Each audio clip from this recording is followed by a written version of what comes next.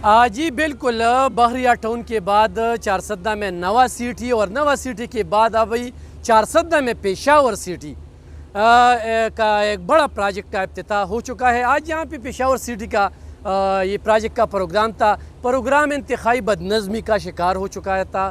बदनज़मी का शिकार था। यहाँ पे हमें ये पता नहीं चला कि ये जो प्रोजेक्ट है वहाँ पे स्टेज पे जो जितना ये शोर शराबा था, साथ जो लोग खड़े थे, इंतज़ामिया जिस तरह लोगों को डील कर रहा था, सहाफ़ियों को के साथ जिस तरह रवैया था, और यहाँ पे लोकल मीडिया को बिल्कुल नहीं मदऊ किया था। चूँकि ये चारसद्दा का प्रोजेक्ट है, ये चारसद्दा में नाम इसको पेशावर सिटी का दिया गया है, लेकिन ये चारसद्दा में है। तो चारसद्दा की किसी भी सहाफ़ी को इसमें दावत नहीं दिया गया था।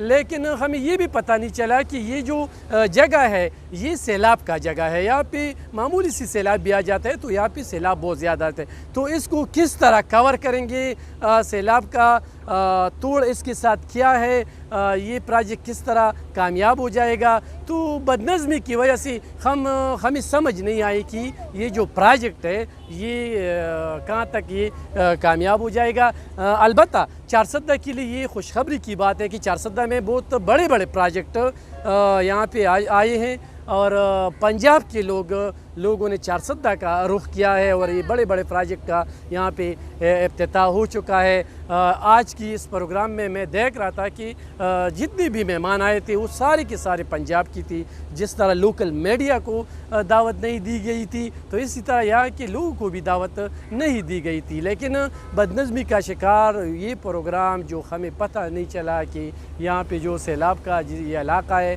तो इसका ये कैसा तोड़ करेगा या इसका या रोकथाम किस तरह करेगा।